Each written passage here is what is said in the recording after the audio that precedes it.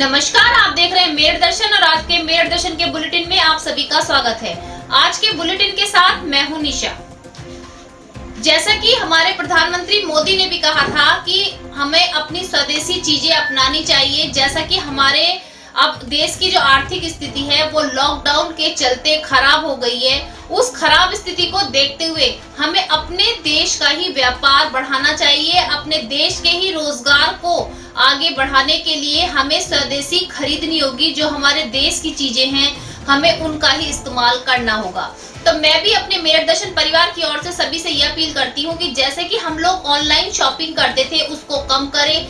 बाहर की विदेशी चीजें जो हम यूज करते थे उनको अब खत्म करते हुए अपने देश के बने हुए प्रोडक्ट को यूज करें। जो हमारे देश में यूज होता है उन सामानों को यूज करें। जैसे कि दिवाली पे कहा गया था कि चाइनीज लाइटों का इस्तेमाल ना करें, तो चाइना के लिए ये एक बहुत बड़ा धक्का था। हमारे देश में चाइनीज लाइटों का केवल 10% इस्तेमाल हुआ था, जिससे चाइना की जो आमदनी थी बहुत कम हो गई थी और सभी देशवासियों ने इसको सपोर्ट किया था। तो वहीं अब जैसा कि अपील की गई है कि अपने देश में रोजगार की कमी हो गई है, अपने देश की हालत खराब हो गई है, तो उसको देखते हुए हमें अपने देश से बने प्रोडक्ट को इस्तेमाल करें और विदेशी चीजों को ना खरीदें और ना ही अपने आसपास खरीदने दें। दूसरी बात, जैसे हम सबसे पहले प्रोडक्ट लेते समय देखते हैं कि ये चीज कब बनी है और कब एक्सपायर हो रही। अब हम उस चीज को ये भी चेक करें कि ये हमारे देश की बनी हुई है या कहीं बाहर की बनी हुई है। तो इन चीजों को ध्यान में रखते हुए आप मार्केट में जाएं, ऑनलाइन शॉपिंग कम करें, अपने ही देश की बनी चीजों का इस्तेमाल करें, अपने शहर से ही चीजें खरीदें, ऑनलाइन शॉपिंग को बंद कर दें। इससे ये होगा कि जो फायदा बाहर के देशों को हम पहुंचाते हैं वो अपने देश को पहुंचा पाएंगे। जो देश की आर्थिक हालत लॉकडाउन के चलते खराब हो गई है, उस स्थिति को सुधारने के लिए हमें सबको एकजुट होना होगा और एक साथ कदम बढ़ाना होगा, एक साथ संकल्प लेना होगा कि हम सब स्वदेशी अपनाएंगे।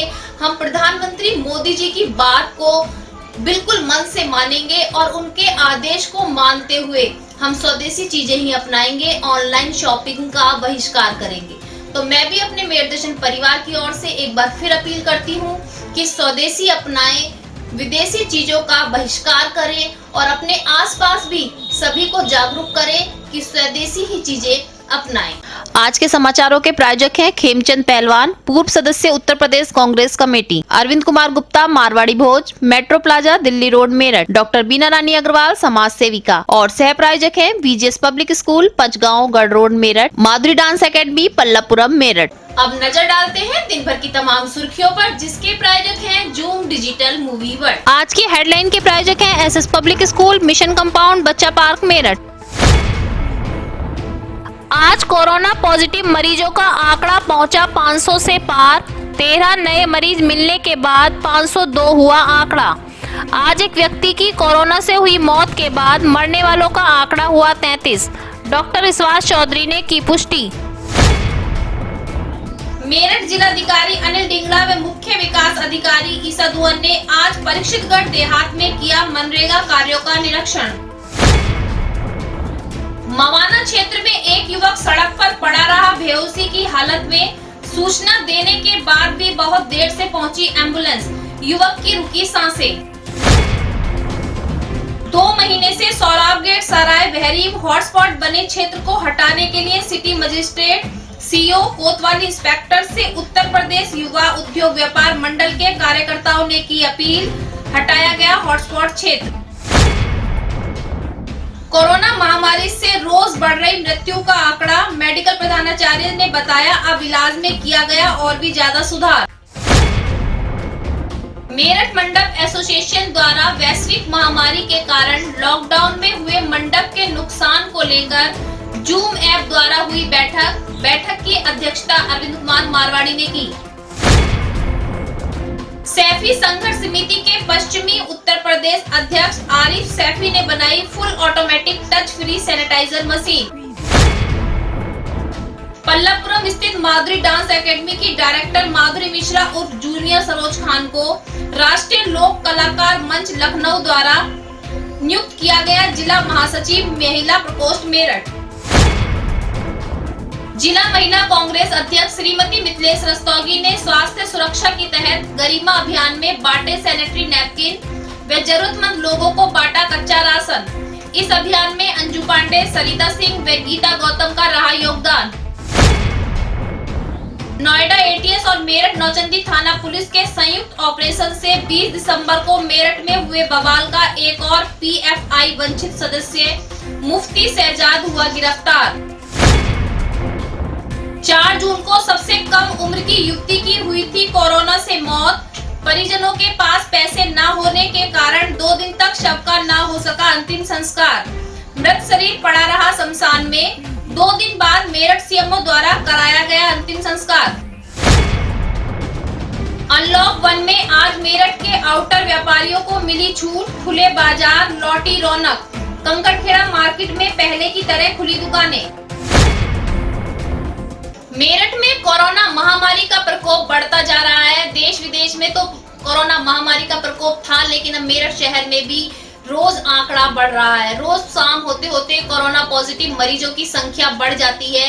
अब तो मरने वालों का आंकड़ा भी रोज बढ़ रहा है। तो शासन और प्रशासन के साथ साथ हर क्षेत्र की हर जनता में दहशत बनी हुई है। गांव से भी कोरोना पॉजिटिव केस सामने आने लगे हैं। सभी से कहा जा रहा है, बार बार अपील की जा रही है कि कोरोना महामारी से बचने के लिए अपने आप का बचाव करें, क्योंकि आपका अपना बचाव ही इस महामारी से बचाया जा सकता है। शासन प्रशासन केवल आप लोगों से अपील कर सकता है। हम लोग केवल आप लोगों से कह सकते हैं, लेकिन अपना बचाव आप खुद कर सकते हैं। और जो कार्य सख्ती से हो सकता है वो आराम से भी हो सकता है। आप लोग अपने घर में रहें, केवल जरूरत के समय पर ही बाहर निकलें। कोरोना महामारी से बचें, कोरोना महामारी को बढ़ने से रोकें। जी हाँ, आज भी देखते हैं कि कोरोना पॉजिटिव मरीजों का आंकड़ा क्या रहा है और आज की रिपोर्ट क्या है। मेरठ में बढ़ता कोरोना का कहर, आज फिर 13 नए मामले आए सामने। आंकड़ा हुआ 502। एक नया मरीज जी न्यूज नोएडा से आया सामने। बाकी सभी मरीज पुराने मरीजों के संपर्क में आए हुए हैं। कोरोना से एक व्यक्ति की मौत के बाद मरने वालों का आंकड़ा पहुंचा 33। अब तक 371 मरीज हो चुके हैं डिस्चार्ज। 98 कोरोना के केस हैं एक्टिव। डॉक्टर विश्वास चौधरी ने की पुष्टि। जिस तरीके से रोज कोरोना से मरने वालों की संख्या भी बढ़ने लगी है, तो उस तरीके से हड़कंप मचा हुआ है। आज मेडिकल के प्रधानाचार्य से हमने बात की, जाना कि इस तरीके से रोज मौत क्यों सामने आ रही है, ऐसी क्या कमी रह जाती है जिसके कारण से कोरोना पॉजिटिव ठीक होते होते भी मरने की कगार पर पहुंच जाते हैं। तो उन्होंने हमें बताया कि जो कोरोना पॉजिटिव मरीजों की डेथ हो रही है, उसमें से अधिकतर वो मरीज हैं जो पहले से ही किसी न किसी बीमारी से ग्रस्त होते हैं, जिनकी इम्यूनिटी पावर पहले से ही कम होती है, उन व्यक्तियों की मौत हो रही है। लेकिन अब उस चीज पर विचार कर लिया गया है और उसमें सुधार कर लिया गया है कि जो पेशेंट जिस बीमारी से ग्रस्त होगा, कोरोना के साथ साथ उस बीमारी का इलाज भी कराया जाएगा। तो इसलिए अब उन्होंने कहा कि शायद अब मौत पर काबू पाया जा सके। देखिए, कोरोना से अब तक हमारे मेडिकल कॉलेज में 44 डेथ हो चुकी हैं और 302 मरीज हमारे यहाँ जो कोरोना कंफर्म अब तो एडमिट किए गए जा चुके हैं आइसोलेशन वार्ड में। बहुत लंबी मशक्कत के बाद आज व्यापारियों के चेहरे पर रौनक नजर आई। जी हाँ, देर रात हमारे मेरठ के जिलाधिकारी ने गाइडलाइन जारी कर दी और आज मेरठ से आउटर क्षेत्रों को खोला गया। आउटर क्षेत्रों के जो व्यापारी थे आज अपनी दुकानों पर पहुंचे और सभी के चेहरे खिले हुए थे कि काफी समय बाद आज वो मौका आ गया कि उन्होंने अपनी दुकानों को खोला और अपनी दुकानों पर बैठे। जी हाँ, आज हमारी टीम मेरठ कंकड़खेड़ा पहुंची तो वहां पर उन्होंने देखा कि मार्केट तो खुला हुआ था, साथ साथ आज खरीदारों की जो थी कमी रही, लेकिन व्यापारियों के चेहरे पर एक अजीब सी खुशी थी कि बहुत दिनों के इंतजार के बाद आज फिर से वो अपने रोजगार पर वापस आए हैं। साथ ही सभी व्यापारियों का कहना था कि वो कोरोना महामारी से बचाव के लिए सभी नियमों का पालन करेंगे, अपनी दुकान पे सैनिटाइज भी रखेंगे, हाथों में ग्लव्स और मास्क का यूज भी करेंगे। मेरठ जिलाधिकारी अनिल धिंगरा व मुख्य विकास अधिकारी ईशा दोहन आज परीक्षितगढ़ देहात क्षेत्र में पहुंचे और वहां पर मनरेगा कार्यों की निरीक्षण किया और साथ साथ उन्होंने देखा कि जो दूसरे क्षेत्रों से हमारे यहाँ पर प्रवासी मजदूर आ रहे हैं जिनके पास कोई काम नहीं है, उनको काम दिलाने के लिए पूरी तैयारी की जा रही है। जो भी कहीं पर जरूरत होती है वहां पर कंपनियों में बात करी गई, इंडस्ट्रियल एरिया में बात करी गई कि जो भी मजदूर बेरोजगार हैं सबको रोजगार दिया जाएगा। तो उसी तहत पर आज जानकारी ली गई और कुछ व्यक्तियों को आज रोजगार भी दिया गया।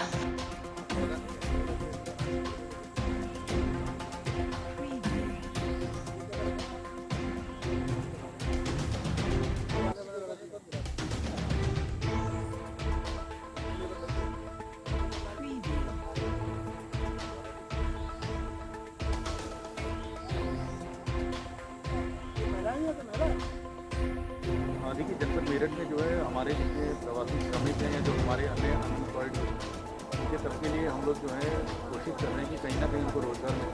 इसके मद्देनज़र मनरेगा में हर गांव में हम लोग काम कराने की कोशिश कर रहे हैं।